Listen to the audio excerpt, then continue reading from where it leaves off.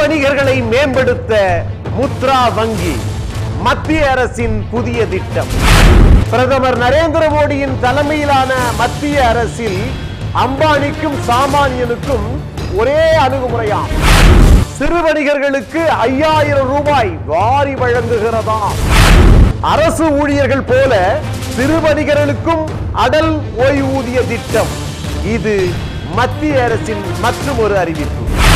சிறு வணிகர்கள் தொழிலை எளிதாக்கவும் அதிகாரிகள் துன்புறுத்தலில் இருந்து தப்பிக்கவும் முத்ரா வங்கி.